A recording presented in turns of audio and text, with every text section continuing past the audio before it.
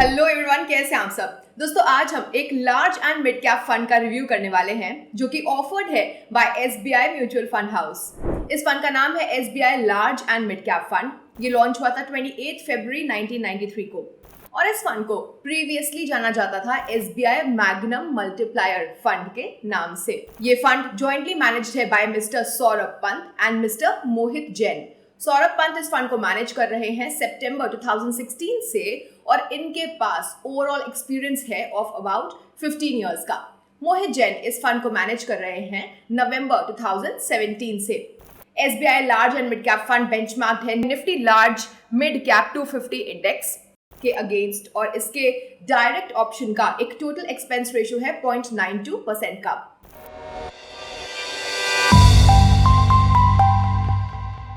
बात करते हैं इन्वेस्टमेंट ऑब्जेक्टिव की। तो इस स्कीम का ऑब्जेक्टिव है इन्वेस्टर्स को लॉन्ग टर्म कैपिटल अप्रिसिएशन की अपॉर्चुनिटी प्रोवाइड करना। ये ऐसा करता है एक डाइवर्सिफाइड पोर्टफोलियो में इन्वेस्ट करके जिसमें प्रीडोमिनेंटली लार्ज कैप और मिड कैप कंपनीज के स्टॉक्स होते हैं। इस फंड की इन्वेस्टमेंट स्ट्रेटजी कुछ इस तरह से है। SBI large and mid cap fund अपने नेट एसेट्स का एटलीस्ट 35% इन्वेस्ट करता है each in large cap and mid cap companies.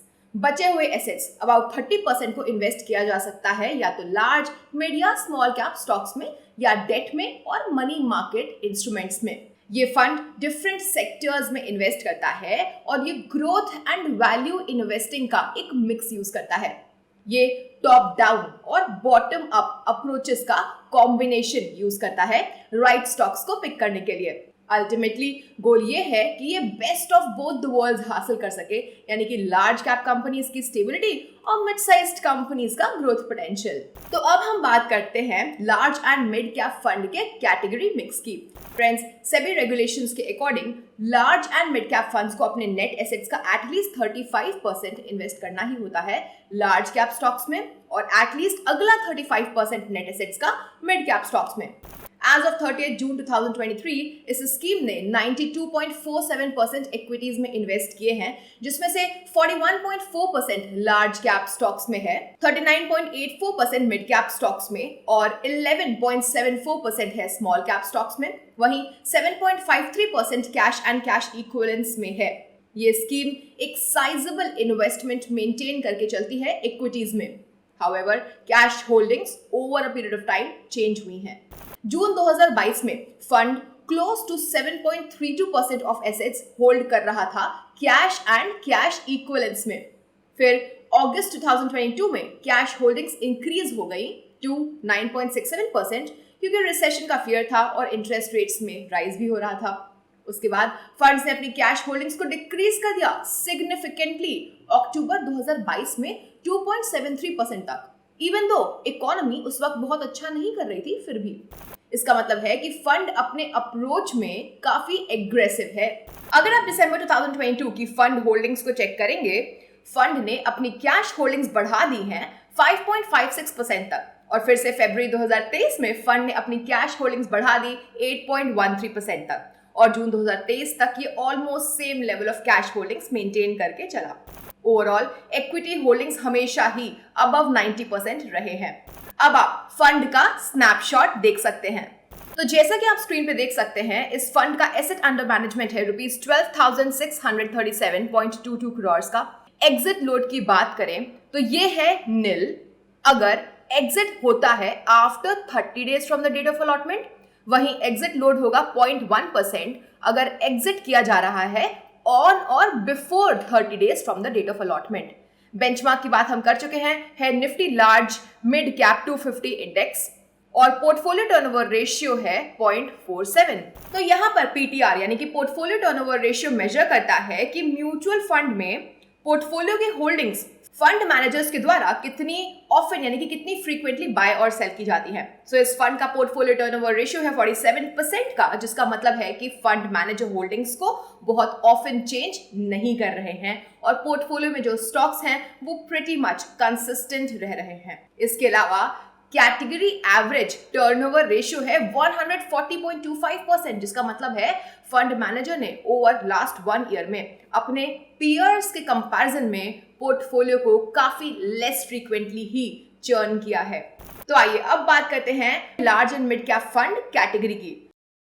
दोस्तों आप सोच रहे होंगे कि large and mid cap fund exactly क्या होता है। Large and mid cap funds वो इक्विटी म्यूचुअल फंड्स होते हैं जो कि प्राइमरली एक mix of large and mid size companies में इन्वेस्ट करते हैं। जैसे कि कुछ फंड्स होते हैं जो सिर्फ लार्ज साइज कंपनीज में ही इन्वेस्ट करते हैं, या फिर कुछ होते हैं जो सिर्फ मिड साइज कंपनीज में इन्वेस्ट करते हैं। नहीं, पर ये वो फंड्स हैं जो अपने इन्वेस्टमेंट्स को both large and mid cap stocks के अक्रॉस स्प्रेड कर देते हैं। सेबी रेगुलेशंस के according large and mid cap funds को अपने एसेट्स का एटलीस्ट 35% इन्वेस्ट करना ही होता है लार्ज कैप स्टॉक्स में, और नेक्स्ट यानी अगला 35% of their assets mid cap stocks में। सो वो लिस्टेड कंपनीज जो कि इंडियन स्टॉक एक्सचेंज पर अपने मार्केट कैपिटलाइजेशन के बेसिस पे फर्स्ट से 100th रैंक पे हैं, वो कैटेगराइज की गई हैं एज लार्ज कैप कंपनीज। वहीं वो लिस्टेड कंपनीज जो मार्केट कैपिटलाइजेशन के बेसिस पे इंडियन स्टॉक एक्सचेंज पे 101st से 250th रैंक पे हैं, उन्हें मिड कैप कंपनीज में कैटेगराइज किया गया है। और फाइनली मार्केट कैपिटलाइजेशन के बेसिस पर इंडियन स्टॉक एक्सचेंज पे 250th रैंक के बाद वाली लिस्टेड कंपनीज को as small cap companies categorise किया गया है। तो आइए अब बात करते हैं पोर्टफोलियो एनालिसिस की। As of 30th June 2023 fund का पोर्टफोलियो अक्रॉस 68 स्टॉक्स स्प्रेड था, और जो टॉप 10 स्टॉक्स थे वो नेट एसेट्स का 29.05% के अराउंड कंट्रीब्यूट करते हैं। As of June 2023 ICICI bank highest weighted stock था, और इसका पोर्टफोलियो में एक 4.74% का एक्सपोजर था। अगर हम फरवरी 2023 का डेटा चेक करें, टॉप 5 होल्डिंग्स ऑलमोस्ट सेम थी, सिर्फ एचडीएफसी एसेट मैनेजमेंट कंपनी एक नया एडिशन था पोर्टफोलियो में जून 2023 में। ये इसके लो पोर्टफोलियो टर्नओवर रेशियो से काफी ज्यादा क्लियर है, एविडेंट है। अब अगर आप स्क्रीन पे दिखाए गए इस टेबल को देखेंगे तो आप कुछ चीजें विटनेस करेंगे, जैसे कि नंबर 1, फंड ने आईसीआईसीआई बैंक लिमिटेड में अपनी होल्डिंग्स को कम कर दिया जून 2022 के 5.9% से जून 2023 के 4.74% पे।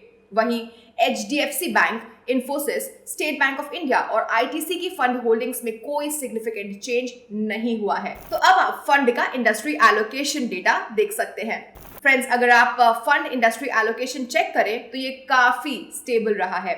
एज ऑफ जून 2023 फंड की टॉप 5 इंडस्ट्री एलोकेशन थे financial services 22.89%, health care 12.92%, capital goods 9.85%, FMCG 8.26% और automobile and auto components at 6.28%। अगर आप सेक्टर एलोकेशन चेक करें फरवरी 2023 के लिए तो टॉप 5 सेक्टर्स सेम रहे हैं। फर्दर, अगर आप दिसंबर 2022 मंथ के सेक्टर एलोकेशन को चेक करें, टॉप 5 सेक्टर्स अभी भी सेम रहे हैं। तो अब हम स्कीम रिस्कोमीटर की बात करेंगे।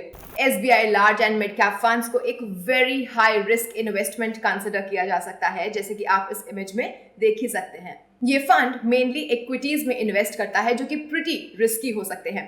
सो अगर आप इस फंड में इन्वेस्ट करने के बारे में सोच रहे हैं, एसेंशियल होगा कि आप जाने कि इसके साथ कुछ बड़े चैलेंजेस और रिस्क्स भी आते हैं। आपके रिटर्न्स ऊपर या फिर नीचे जा सकते हैं, और कोई तरीका नहीं है इस बात को इंश्योर करने का या जानने का श्योरिटी से कि ये फ्यूचर में कैसा परफॉर्म करेगा। इसलिए मेक श्योर करिए कि आप इन्वेस्टिंग करने का डिसाइड करें, उसके पहले रिस्क के बारे में जरूर सोच लें। एक चीज जो आपको काफी हेल्प कर सकती है वो ये है कि आप इसमें ना लॉन्गर टाइम के लिए इन्वेस्टेड रहें, जिससे कि आपका रिस्क कुछ कम हो सके। तो अब हम परफॉर्मेंस एनालिसिस की बात करेंगे। फ्रेंड्स, अगर आपने SBI large and mid cap fund direct plan growth में इसके इंसेप्शन से यानी कि जनवरी 2013 से 1 लाख रुपए इन्वेस्ट किए होते तो आज आपको अराउंड 5 लाख रुपए मिल गए होते। इस स्कीम का परफॉर्मेंस इसके इंसेप्शन से ही काफी अच्छा रहा है। इसने एक 17.1% का एनुअलाइज्ड रिटर्न प्रोवाइड किया है। इस फंड ने एनुअलाइज्ड रिटर्न ऑफ 30.64% दिया है लास्ट 3 इयर्स में। ये बहुत ही अच्छा रिटर्न है उन इन्वेस्टर्स के लिए जो कि लॉन्ग टर्म वेल्थ क्रिएशन ढूंढ रहे हों। तो दोस्तों, हम कह सकते हैं कि फंड के रिटर्न्स ने स्कीम में इन्वॉल्व रिस्क को बिल्कुल जस्टिफाई कर दिया है। अब हम स्कीम के स्टैंडअलोन परफॉर्मेंस को देखने के साथ साथ चलिए बेंचमार्क के अगेंस्ट इसके परफॉर्मेंस पे नजर डाल लेते हैं। तो अब आप स्क्रीन पे SBI large and mid cap fund performance देख सकते हैं इसके बेंचमार्क के कंपैरिजन में एज ऑफ 30th जून 2023। यहाँ पे हम देख सकते हैं कि SBI large and mid cap fund ने हमेशा अपने बेंचमार्क को आउट परफॉर्म किया है। अगर हम 3 इयर्स के रिटर्न्स को देखें तो फंड ने एक CAGR ऑफ 30% जनरेट किया है अपने बेंचमार्क के अगेंस्ट, यानी कि Nifty large mid cap 250 total return index के अगेंस्ट, जिसने सिर्फ 29.12% दिया है। सिमिलरली फंड ने ओवर 5 इयर्स में CAGR ऑफ 15.85% जनरेट किया है इसके बेंचमार्क के अगेंस्ट, जिसने 15% ही दिया था। अगर हम 1 ईयर के रिटर्न्स को चेक करेंगे तो इस स्कीम ने एक रिटर्न ऑफ 29.1% जनरेट किया है इसके बेंचमार्क के अगेंस्ट, जिसने सिर्फ 27.72% ही जनरेट किया। तो आइए अब देखते हैं कि फंड ने अपने पीयर्स के कंपैरिजन में कैसा परफॉर्म किया हुआ है। सो अब आप स्क्रीन पे फंड का परफॉर्मेंस देख सकते हैं पीयर ग्रुप के कंपैरिजन में एज ऑफ जुलाई 20th 2023। दोस्तों यहाँ पे हम कह सकते हैं कि फंड अपने पीयर्स को लॉन्ग और शॉर्ट टर्म दोनों में ही आउट परफॉर्म कर पाया है।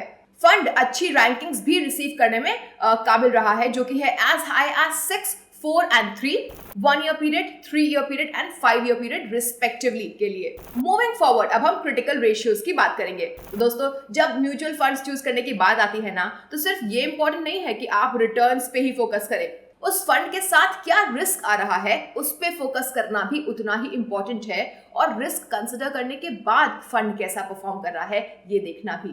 इसे हम रिस्क एडजस्टेड रिटर्न्स कहते हैं। पर हम ये कैसे कर सकते हैं?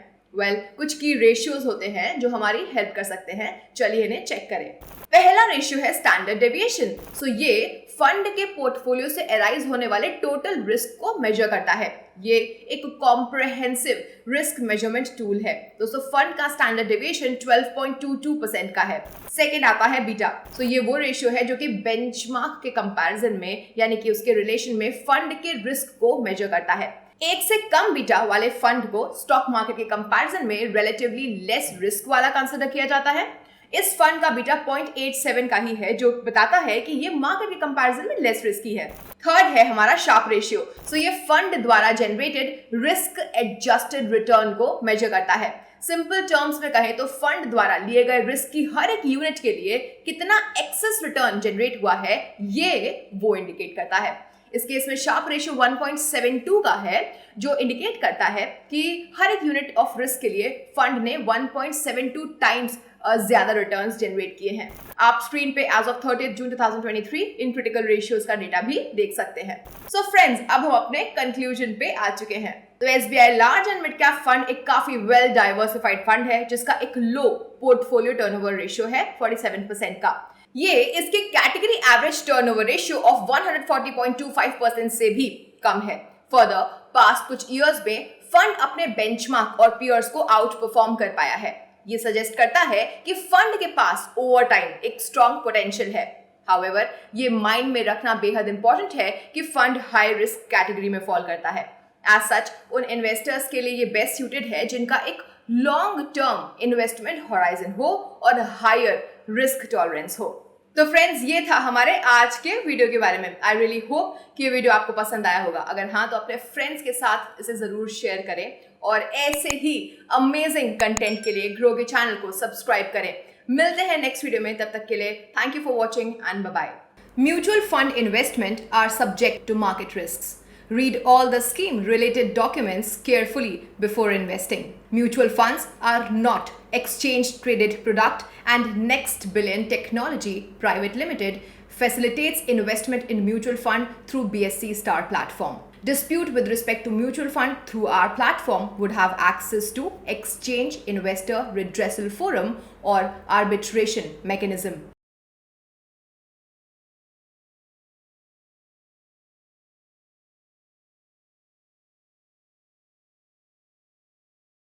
Mutual fund investments are subject to market risks. Read all scheme-related documents carefully.